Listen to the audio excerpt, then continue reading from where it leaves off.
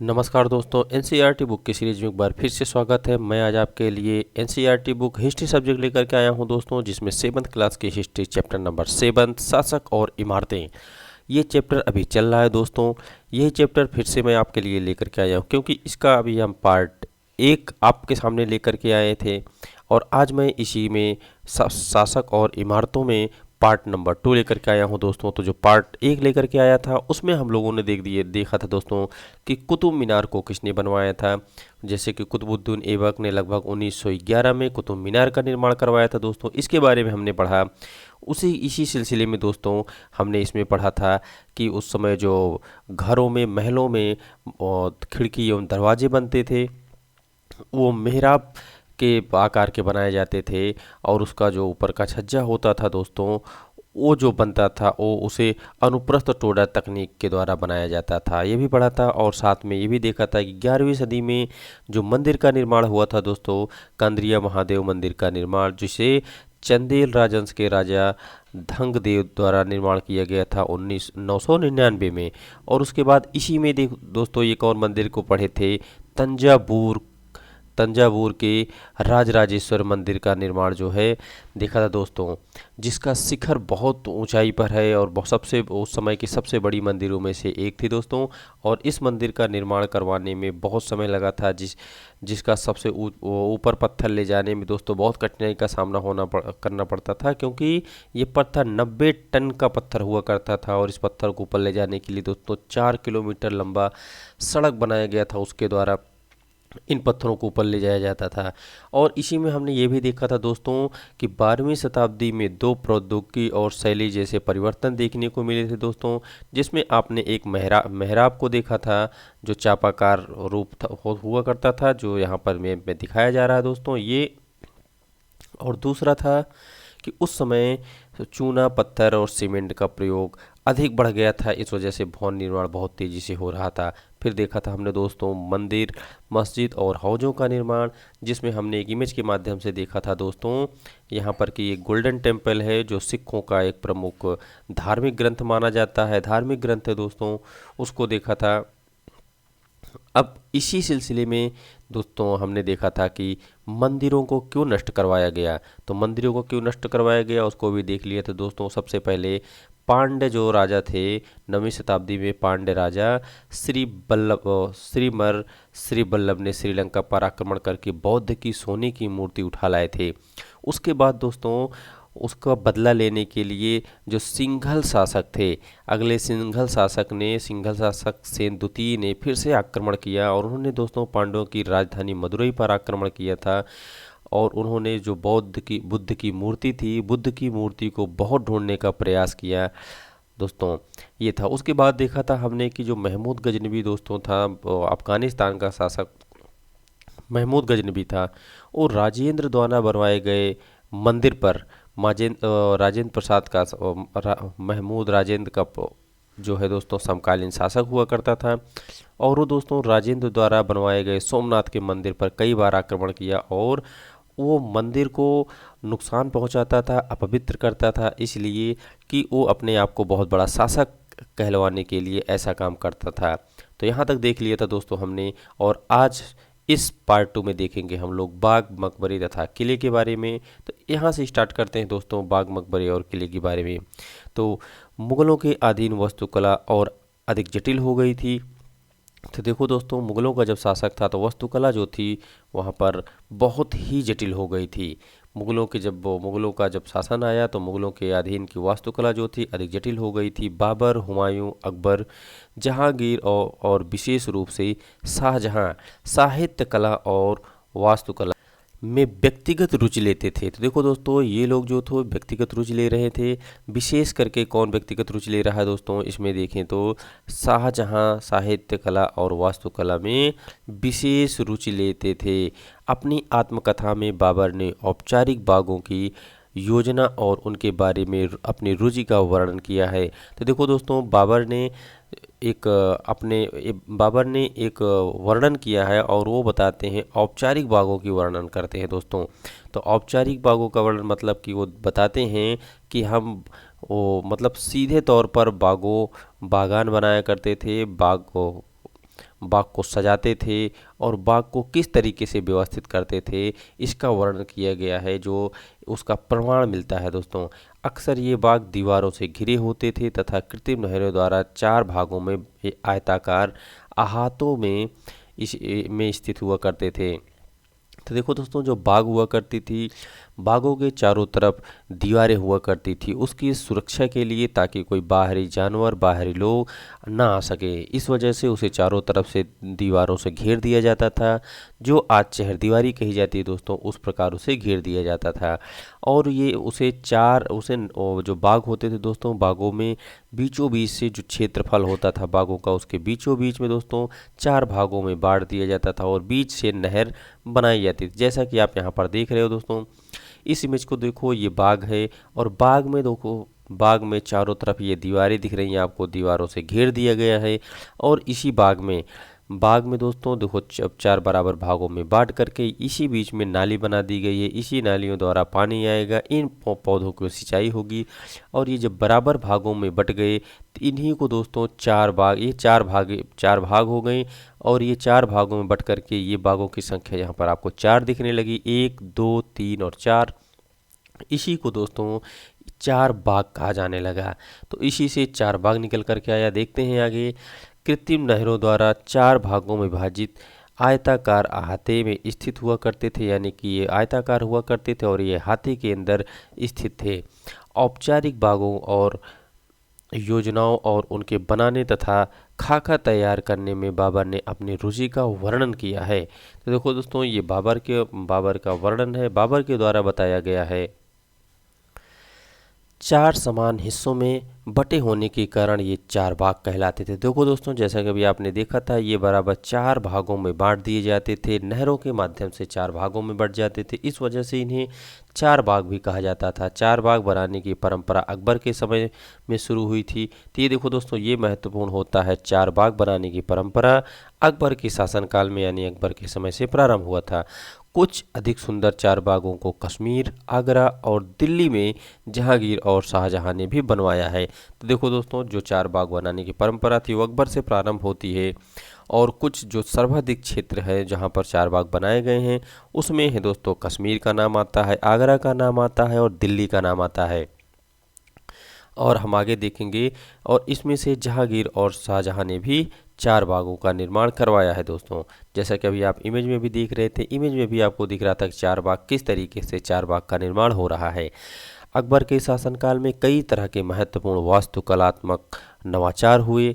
उनकी प्रेरणा अकबर की वास्तुलिपियों ने उनके मध्य एशियाई पूर्वज तैमूर के मकबरों से ली गई है। तो दोस्तों, अकबर के शासनकाल में कई ऐसे नए नए वास्तुकला का खोज हुआ, नए नए वास्तुकला निकल कर के आए। और ये प्रेरणा कहाँ से मिलती है दोस्तों अकबर को? तो ये प्रेरणा अकबर के वास्तुशिल्पियों ने उन्हें मध्य एशिया के पूर्वज तैमूर के मकबरों से लेकर के आई। तो तैमूर के बारे में दोस्तों आपने पहले ही पढ़ लिया कि तैमूर जो थे ये इन्हीं के पूर्वज हुआ करते दोस्तों। तो ये अकबर के वास्तुलिपियों ने उन्हें मध्य एशियाई पूर्वज तैमूर के मकबरे से ली गई है, क्योंकि ये उनके पूर्वज थे और उस तरीके का वहाँ पर कलाकृतियाँ शैली थी, तो वहाँ से भी ये लेकर के आए। आगे देखते हैं।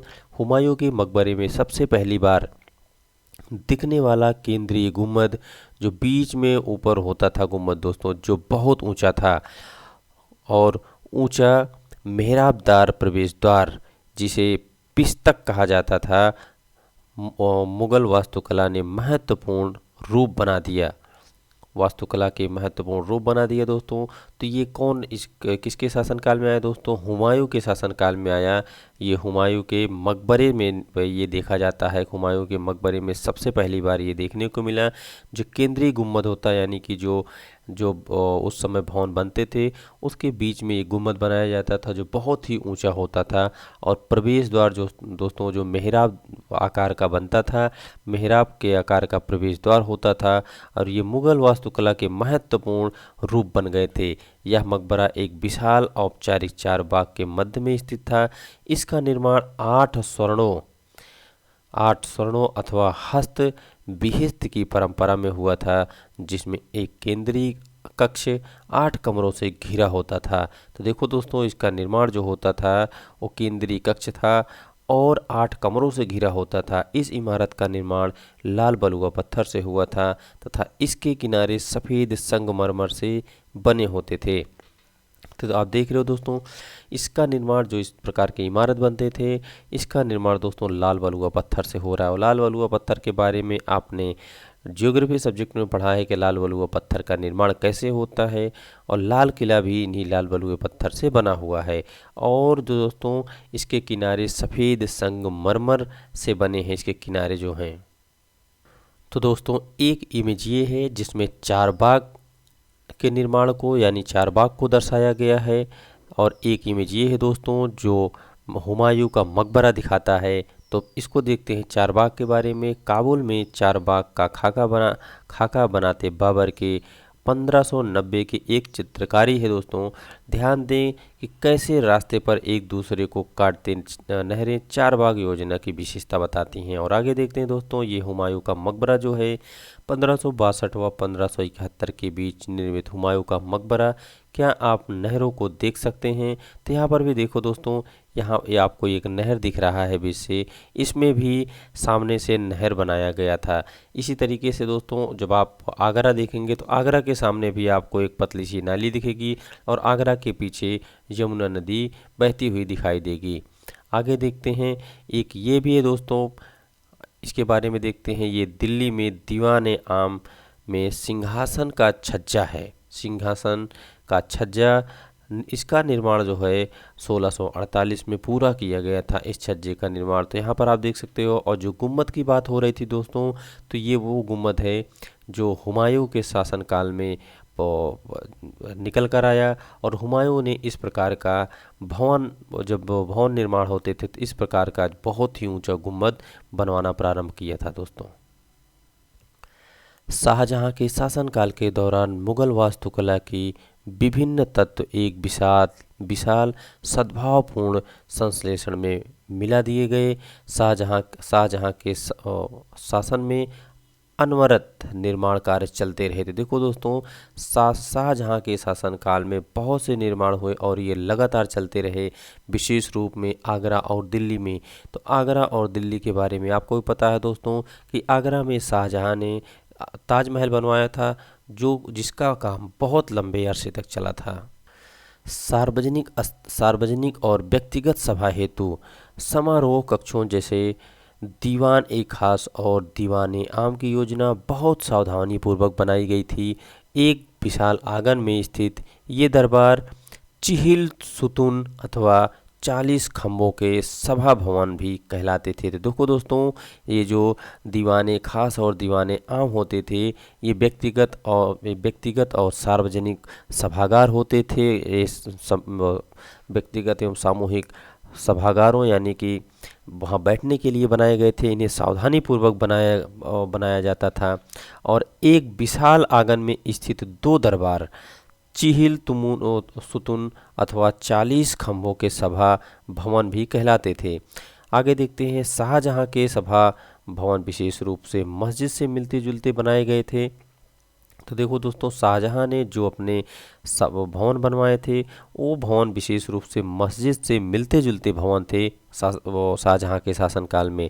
और उनका सिंहासन जिस मंच पर रखा था उसे प्रायः किबला यानी कि नमाज के दौरान मुसलमानों के सामने की दिशा कहा जाता था, क्योंकि जिस समय दरबार चलता था उस समय प्रत्येक व्यक्ति उस ओर मुंह करके बैठता था। इन वास्तुकलात्मक अभिलक्षणों का इस ओर इशारा करता है कि राज पृथ्वी पर ईश्वर का प्रतिनिधित्व था।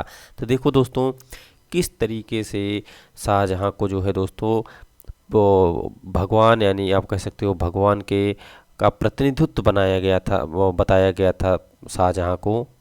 और शाहजहां का सिंहासन जो था वो ऐसे जगह पे बनता था, ऐसे सभागार में होता था कि जहाँ पर सभी मुसलमान जब बैठ के नमाज पढ़ें तो उनके ठीक मुख के सामने इनका जो है मंच होता था दोस्तों। उनका सिंहासन उन्हीं के सामने होना चाहिए था, ऐसा इनका सिंहासन बना था। शाहजहां ने दिल्ली के लाल किले के अपने नवनिर्मित दरबार में राजकीय न्याय और शाही दरबार के अंतः संबंध पर बहुत बल दिया था। तो देखो दोस्तों, उसने जो लाल किले दिल्ली में शाहजहां ने जो लाल किला बनवाया था, वो जो जब बनने लगा था उसमें नए नए बदलाव किए थे, नए नए चीज़ों के बारे में उसने सोच करके बनाया था। राजकीय न्याय और शाही दरबार के अंतः संबंध पर उसने बहुत बल दिया था। बाद में बादशाह के सिंहासन के पीछे पितरादूरा। तो पितरादूरा क्या होता है दोस्तों, यहाँ पर देखते हैं। पितरादूरा उत्कीर्णित संगमरमर अथवा बलुआ पत्थर पर रंगीन ठोस पत्थरों को दबाकर। देखो दोस्तों, बलुआ पत्थर पर जो है रंगीन ठोस पत्थरों को दबाया जाता था। ठोस पत्थरों को दबा करके बनाए गए सुंदर तथा अलंकृत नमूने, यानी कि सिंहासन के पीछे जो है दोस्तों, संगमरमर अथवा बलुआ पत्थर से कुछ कलाकृतियाँ की जाती थी, कुछ अलग से बनाया जाता था। तो सिंहासन के पीछे पितरादूरस के जड़ाऊ। तो जड़ाऊ दोस्तों, यानी कि जो संगमरमर का पत्थर और बलुआ पत्थर होता था, उसको वहाँ पर लगा करके उसके माध्यम से कुछ कलाकृतियाँ की जाती थी। जड़ाऊ काम की एक श्रृंखलाएं बनाई गई थी, जिसमें पौराणिक यूनानी देवता आर्फियस की बीड़ा बजाते हुए चित्रित किया गया था। तो देखो दोस्तों, वहाँ पर जो बनाया गया था, जो बलुआ पत्थर और संगमरमर के पत्थर को उनके सिंहासन के पीछे लगा करके जो कलाकृतियाँ की गई थी, वो थी दोस्तों यूनानी देवता आर्फियस को बीड़ा बजाते हुए वहाँ पर चित्रित किया गया था। और ये क्यों किया गया था? ऐसा माना जाता था कि आर्फियस का संगीत का आक्रामक जो आफरिया थी दोस्तों, जो वो संगीत में, यानी कि जो उनका वो संगीत की धुन हुआ करती थी, वो जानवरों को भी शांत कर सकता है। तो यानी वो इसलिए बनाया जाता था दोस्तों, क्योंकि अगर कोई वो गुस्से में हो या ऐसा कुछ अंदर से चल रहा हो, तो उनका मन शांत हो जाए, इसलिए इस पर्पस के साथ बनाया गया होगा। क्योंकि जैसा यहाँ पे लिखा हुआ है दोस्तों, आप देख सकते हो, ऐसा माना जाता था कि आर्फियस का संगीत आक्रामक जानवरों को शांत कर सकता है। तो जब आक्रामक जानवर को शांत कर सकता है, तो वहाँ पर जानवर तो आएंगे नहीं उनके सभा में, वहाँ पर सभी इंसान रहेंगे दोस्तों, मनुष्य रहेंगे। तो हो सकता है अगर किसी के अंदर झगड़े की भावना चल रही हो, गुस्से में हो, तो उसका भी मन शांत हो जाए और ये शांतिपूर्वक एक दूसरे के साथ रहने लगते हैं। शाहजहां के सार्वजनिक सभा भवन का निर्माण यह सूचित करता है कि न्याय करते समय राजा ऊंचे और निम्न सभी प्रकार के लोग के साथ समान व्यवहार करेगा और सभी सद्भाव के साथ रहेंगे। यानी कि दोस्तों, शाहजहां के शासनकाल में जो भी न्याय व्यवस्था होगी, वो सभी के लिए एक समान रूप से होगी, किसी भी प्रकार का कोई भेदभाव नहीं होगा। ऐसा शाहजहां के सार्वजनिक सभा का भवन निर्माण सूचित करता है। शासन के आरंभिक वर्षों में शाहजहां की राजधानी आगरा थी। तो देखो दोस्तों, सबसे पहले शाहजहां ने अपने राजधानी को आगरा को अपनी राजधानी बनाया था। तो प्रारंभिक वर्षों में शाहजहां की राजधानी आगरा थी और इस शहर की विशिष्ट वर्गों ने अपने घरों का निर्माण यमुना नदी के तटों पर कराया था। देखो दोस्तों, वहाँ पर अधिक से अधिक लोगों ने, विशिष्ट वर्गों ने अपने घर को जो है यमुना के नदी के तट पर करवाया था। इसका निर्माण चार बाग की रचना के ही समान औपचारिक बागों के बीच में हुआ था। देखो दोस्तों, चार बाग की परंपरा यहाँ पर भी चल रही थी। तो चार बाग की रचना के आधार पर वहाँ का जो निर्माण होता था, उस तरीके से होता था। चार बाग की योजना के अंतर्गत ही अन्य तरह के बाग भी जिन्हें इतिहासकार नदी तटबाग कहते थे, उसका भी निर्माण हुआ था। इस तरह के बाग में निवास स्थान चार बाग के बीच में स्थित न होकर के नदी तटों के पास बाग के बिल्कुल किनारे पर होता था। तो देखो दोस्तों, जो वहाँ के लोग रहते थे, तो उनका निवास स्थान जो होता था, वो चार बाग जो होता था, चार बाग के बीच में नहीं होता था। उनका निवास स्थान नदी के तट के पास में होता था। नदी तट के किनारे ये लोग अपना वास स्थान बनाते थे। शाहजहां ने अपने शासनकाल की भव्यतम वास्तुकलात्मक उपलब्धि ताजमहल के नक्शे में ताजमहल के नक्शे में उतार दिए दोस्तों, क्योंकि उस समय भव्यात्मक वास्तुकलात्मक उपलब्धि हासिल हुई थी और उन्होंने ताजमहल के नक्शे में नदी तट पर बाग की योजना अपनाई। तो देखो दोस्तों, ताजमहल को कितनी अच्छी तरीके से सफाई से और कितनी मेहनत से बनाया गया था। इसीलिए इसे कहा जा रहा है कि उनके शाहजहाँ के शासनकाल में भव्यात्मक वास्तुकलात्मक उपलब्धि ताजमहल के नक्शे में जो नदी के तट के बाग की योजना बनाई। यह सफ़ेद संगमरमर का मकबरा नदी के तट के एक चबूतरे पर तथा बाग इसके दक्षिणी भाग में बनाया गया है। तो देखो दोस्तों, जो ताजमहल है वो जो है एक चबूतरे पर है तथा बाग जो है इसके दक्षिण में बनाया गया है। नदी पर सभी अभिजातों की पहुंच पर नियंत्रण हेतु शाहजहां ने इस वास्तुकलात्मक रूप को विकसित किया। दिल्ली में शाहजहानाबाद में उसने जो नए शहर निर्मित करवाए उसमें शाही महल नदी पर भी महल जो है दोस्तों, शाही महल नदी पर स्थित था। केवल विशिष्ट कृपा प्राप्त अभिजातों जैसे उनके बड़े बेटे दारा शिकोह को ही दारा शिकोह की ही पहुंच वहां तक को थी। उन्हीं को अनुमति था कि वो वहाँ तक जा सकते थे। अन्य सभी को अपने घरों का निर्माण यमुना नदी से दूर शहर में करवाना पड़ता था। तो आप देख रहे हो कि शाहजहाँ के जो सबसे बड़े पुत्र थे दारा शिकोह, उनको वहाँ पर जाने की अनुमति थी, वो वहाँ तक पहुँच सकते थे और अन्य सभी को वहाँ पर पहुँचने की अनुमति नहीं थी और वो अपने घरों का निर्माण जो है यमुना नदी से दूर शहर के आसपास करवाते थे। दोस्तों, ये चीज़ दिल्ली के बारे में बताया जा रहा है दोस्तों, जो दिल्ली में शाहजहाँ ने भवन निर्माण करवाया था। ये बात दोस्तों, जो शाहजहानाबाद में उसने नए शहर बनवाया और नए शहर में उन्होंने शाही महल जो है नदी के तट पर ही स्थित करवाया था। तो इसलिए दोस्तों वहाँ पर केवल विशिष्ट कृपा प्रांत अभिजातों जैसे उनके बड़े बेटे दारा शिकोह को नदी के तट पर यानी या आप कह सकते हो शाही महल पर जाने का अधिकार था। अन्य लोग जो घर बनाते थे, अपना कोई नया निर्माण करना चाहते थे, वो यमुना नदी से दूर बनाने का उन्हें प्रावधान था। यहाँ पर आप दोस्तों आगरा के ताजमहल की इमेज देख रहे हैं। चित्र 13 में आगरा का ताजमहल है, जिसका निर्माण 1643 ईस्वी में पूरा हुआ था और इसका निर्माण जो है दोस्तों शाहजहाँ के द्वारा करवाया गया था। आप देख रहे हो ये ताजमहल है, इसके सामने की ये चित्र दिख रहे हैं और इसके पीछे दोस्तों यमुना नदी है और उसके पीछे आपको बाग देखने को मिल जाएंगे।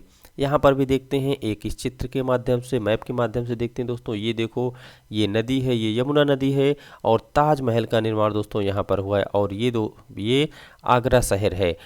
चित्र 14 एक नक्शे में आगरा के नदी तट बाग शहर का पुनर्कल्पित दृश्य है। तो ये दोस्तों ये नदी है, यहाँ पर नदी है, बाग है, शहर है, मतलब पूरा उसका एक दृश्य दिखाया गया है। यहाँ पर ध्यान दें कि वैसे यमुना के दोनों तटों पर अभिजातों के बाग महल स्थित हैं। तो देखो दोस्तों, सही है कि नदी के दोनों तटों पर यमुना नदी है, यमुना नदी के दोनों तटों पर आपको बाग मिल जाएंगे और यहाँ पर घर भी देखने को मिल रहे हैं। ताजमहल बाईं ओर है। तो यहाँ पर देखो दोस्तों, ये ताजमहल है जो बाईं ओर दिखाया गया है और चित्र 15 में दी गई दिल्ली के शाहजहानाबाद की योजना की तुलना आगरा की योजना से करें। तो देखो दोस्तों, ये आगरा की योजना है। आगरा का ताजमहल की स्थिति है जहाँ पर नदी है, नदी के दोनों किनारों पर बाग है और बाग के साथ साथ दोस्तों यहाँ पर घर भी बनाए गए हैं। जैसा कि यहाँ पर लिखा गया है कि आगरा के नदी के तट बाग शहर का पुनर्कल्पित दृश्य। और यहाँ पर दोस्तों जो बताया गया है दिल्ली के शाहजहानाबाद की योजना, तो दिल्ली के शाहजहानाबाद की योजना आप इस तरीके से देख सकते हो। मैं इस इमेज को थोड़ा सा छोटा करता हूँ, उसके बाद मैं आपको दिखाना चाहूँगा।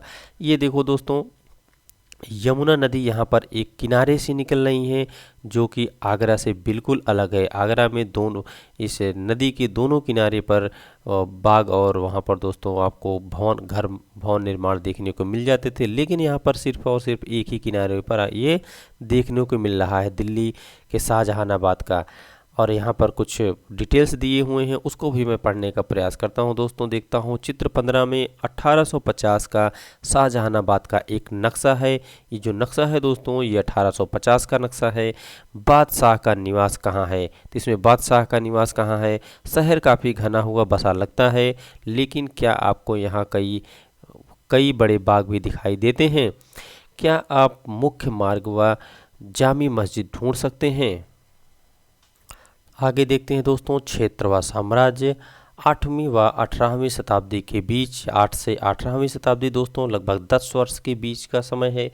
8 से 18वीं शताब्दी के बीच जब निर्माण संबंधी गतिविधियों में बढ़ोतरी हुई तो विभिन्न क्षेत्रों के बीच विचारों का भी पर्याप्त आदान प्रदान हुआ। बिल्कुल दोस्तों, जैसे जैसे निर्माण संबंधी गतिविधियों में बढ़ोतरी होती गई, वैसे लोग अपने विचारों को अब विभिन्न क्षेत्रों में अन्य चीज़ों का भी आदान प्रदान करना प्रारंभ कर दिया। एक क्षेत्र की परंपराएं दूसरे क्षेत्र द्वारा अपनाई गई। उदाहरण के लिए विजयनगर के राजाओं की गतशालाओं पर बीजापुर और गोलकुंडा जैसे आसपास के सल्तनतों की वास्तुकलात्मक शैली का बहुत बड़ा प्रभाव था। तो देखो दोस्तों, ये बात हो रही है दक्षिण भारत के दोस्तों, बीजापुर और गोलकुंडा जैसे आसपास सल्तनतों की जो वास्तुकलात्मक शैली थी, उसका बहुत प्रभाव था। मथुरा के निकट स्थित वृंदावन में बने मंदिर की वास्तुकलात्मक शैली फतेहपुर सीकरी के मुगल महलों की बहुत मिलती जुलती थी। तो देखो दोस्तों, अब यहाँ पर एक जगह से दूसरे जगह की तुलना की जा रही है और ये एक दूसरे से बिल्कुल मिल रहे हैं। तो इससे ये लगता है कि ये शैली वहाँ से देख करके आते थे और अपने शासनकाल में ऐसे भवनों का निर्माण कराते थे। तो विशाल साम्राज्य के निर्माण ने विभिन्न क्षेत्रों को उनके शासन के अधीन ला दिया और इससे कलात्मक रूपों में वास्तुकलात्मक शैलियों के पर संसेचन में मदद मिली। मुगल शासक अपने भवनों के निर्माण में क्षेत्रीय वास्तुकलात्मक शैली अपनाने में विशेष रूप से दक्ष थे। तो देखो दोस्तों, जो मुगल शासक हुआ करते थे, मुगल शासक जो अपना भवन निर्माण करते थे, जो भी भवन निर्माण करते थे, जो भी बनाते थे, वो क्षेत्रीय वास्तुकलात्मक शैली को अपनाते थे और ऐसी क्षेत्रीय वास्तुकला अपनाने में ये विशेष रूप से इन्हें आप कह सकते हो कि बहुत माहिर थे और बहुत ही दक्ष थे। ये विशेष रूप से क्षेत्रीय निर्माण वास्तुकला को अपनाते थे। उदाहरण के लिए बंगाल के स्थानीय शासकों ने छप्पर की झोपड़ियों के समान दिखने वाली छत का निर्माण करवाया। देखो दोस्तों, जो बंगाल के स्थानीय शासक थे, उन्होंने छप्पर जैसे दिखने वाली छप्पर की झोपड़ी जैसे दिखने वाली छत का निर्माण करवाया था। मुगलों को यहाँ बंगला गुम्बद इतना पसंद आ गया था कि उन्होंने अपनी वास्तुकला में इसका प्रयोग भी कर डाला, यानी कि बंगला गुम्बद का भी प्रयोग किया। इतना अन्य क्षेत्रों का प्रभाव भी स्पष्ट था। अकबर की राजधानी फतेहपुर सीकरी की कई इमारतों पर गुजरात व मालवा की वास्तुकलात्मक शैली का भी प्रभाव देखने को मिल जाता है। तो देखो दोस्तों, जो अकबर की राजधानी फतेहपुर सीकरी थी और जो उस समय उनके शासनकाल में अकबर की राजधानी फतेहपुर सीकरी में जो भी इमारतों का निर्माण हुआ था, उसमें दोस्तों गुजरात व मालवा की वास्तुकला की शैली देखने को मिल रही है। तो इससे ये स्पष्ट होता है दोस्तों कि एक जगह की शैली दूसरे जगह के लोगों ने अपनाना प्रारंभ कर दिया था और कुछ भवन देख करके बनाए जाते थे। और ये भी हो सकता है कि कारीगर भी दूसरे क्षेत्र से आते हों या वहाँ का शासक जो है वो हार जाता हो, फिर वहाँ के शासक जो शासक जीता हुआ हो, वहाँ के जो शिल्पकार है उनको लेकर के आता होगा और यहाँ पर ऐसे भवनों का निर्माण करता है। तो लेकिन जो भी हो दोस्तों, यहाँ पर जो वास्तुकला हो रही है वो एक दूसरे की जगह की वास्तुकला से बहुत मिलती जुलती दिखाई दे रही है। यहाँ पर देखते हैं चित्र 16 में वृंदावन में गोविंद देव के मंदिर का अंदरूनी भाग जो 1590 में बनाया गया दोस्तों। तो ये देखो, वृंदावन के गोविंद देव मंदिर के अंदरूनी भाग है। इस मंदिर का निर्माण लाल बलुआ पत्थर से हुआ था। दो यानी कि 4 में से प्रतिच्छेदी मेहराबों पर ध्यान दें। तो देखो दोस्तों, यहाँ पर ये मेहराब है, यहाँ पर दिख रहे हैं मेहराब। इन मेहराबों पर ध्यान दें जिसमें इनकी ऊंचाई भीतरी छत का निर्माण किया गया है। वास्तुकला की यह शैली उत्तर पूर्वी ईरान, खुरासान से आई है। तो देखो दोस्तों, ये वास्तुकला कितनी दूर से आई, ये वास्तुकला ईरान से ली गई है, ईरान से आई और फतेहपुर सीकरी में इसका प्रयोग किया गया है। तो देखो दोस्तों, फतेहपुर सीकरी में भी हुआ है और साथ ही साथ ये वृंदावन के आसपास भी इसका इस्तेमाल ऐसे वास्तुकला का प्रयोग किया गया है। आगे देखते हैं, 18वीं शताब्दी में मुग़ल शासक की सत्ता के धूमिल हो जाने के बाद, यानी कि दोस्तों धीरे धीरे मुग़लों का शासन ख़त्म होते गया और 18वीं शताब्दी में मुग़ल की सत्ता जो है धूमिल हो गई, ख़त्म हो गई। उनके जाने के बाद उनके आश्रम में विकसित वास्तुकलात्मक शैली निरंतर प्रयोग में रही, यानी कि उनकी जो शैली थी दोस्तों, वास्तुकला थी जो उन्होंने निर्माण कराया था, उसका प्रयोग निरंतर होता रहा तथा अन्य शासकों ने जब भी स्वयं के राजा स्थापित करने के प्रयास किए तो यह शैली अपनाई। तो देखो दोस्तों, आप यहाँ इमेज में भी देख सकते हो, मुग़ल शासन के बाद भी अगर कोई शासक बना है तो उन्होंने भी इसी तरीके से भवन का निर्माण करवाया है और इस शैली को अपनाया है। यहाँ पर चित्र 17 में देख सकते हो दोस्तों, फतेहपुर सीकरी के जोधाबाई महल में छत के विस्तार को संभालने वाले अलंकृत स्तंभ तथा टेक, ये गुजरात क्षेत्र के वास्तुकलात्मक परंपराओं से प्रभावित है। तो देखो दोस्तों, ये गुजरात के वास्तुकलात्मक परंपराओं से प्रभावित है और इसका आपको चित्रित कहाँ पे देखने को मिलता है दोस्तों, फतेहपुर सीकरी में देखने को मिलता है, जहाँ के शासक जोधाबाई महल में इस वास्तुकला का निर्माण देखने को आपको मिल रहा है। अब यहाँ पर देखते हैं दोस्तों, अंत में एक अन्यत्र है, अन्यत्र के बारे में देखते हैं। यहाँ पे एक चर्च है, चर्च के बारे में कुछ जानकारी मिलती है, इसको भी देखते हैं। यहाँ पे आसमान छूते चर्च 12वीं शताब्दी से फ्रांस में आरंभिक भवनों की तुलना में अधिक ऊंचे व हल्के चर्चों के निर्माण के प्रयास शुरू हुए थे। तो ये दोस्तों, वहाँ पे ऐसे भवनों का निर्माण करना जो है 12वीं शताब्दी में शुरू हो गए थे और ये फ्रांस में शुरू हुए हैं। वास्तुकला की यह शैली गोथिक कला के नाम से जानी जाती थी। दोस्तों, आप देख रहे हो, इस शैली को गोथिक शैली कहा जाता है और ये गोथिक शैली के नाम से जाना जाता है। जिस आकार का चर्च बनता है उसे गोथिक शैली, तो गोथिक शैली किसे कहते हैं दोस्तों, आप ये देख रहे हो, जैसे आपने अभी देखा था ऊपर मेहराब, तो ये मेहराब नहीं, ये दोस्तों आप ऐसे सीधे ये तिरछा आप ये कोन के टाइप का होता है, उसे गोथिक शैली के नाम से जाना जाता है।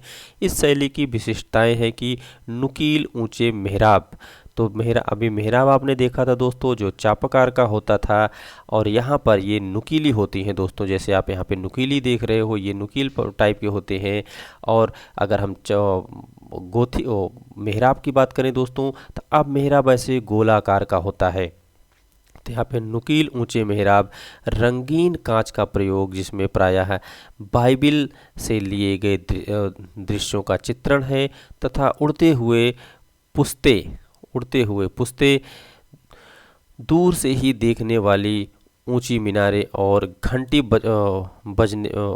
घंटी वाले बुर्ज बाद में चर्च से जुड़े।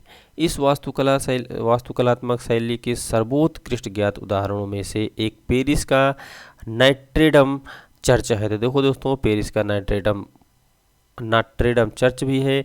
12वीं और 13वीं शताब्दी के कई दशक में इसका निर्माण हुआ था। तो देखो दोस्तों, यहाँ पर हमें फ्रांस के बारे में जो गोथिक कला है वहाँ से जानकारी मिलती है। पेरिस में नॉट्रे-डेम चर्च है जो 12वीं और 13वीं शताब्दी में, इन दशकों में इन ऐसे भवनों का निर्माण होने लगा था। तो इस प्रकार से दोस्तों ये चैप्टर हमारा समाप्त होता है।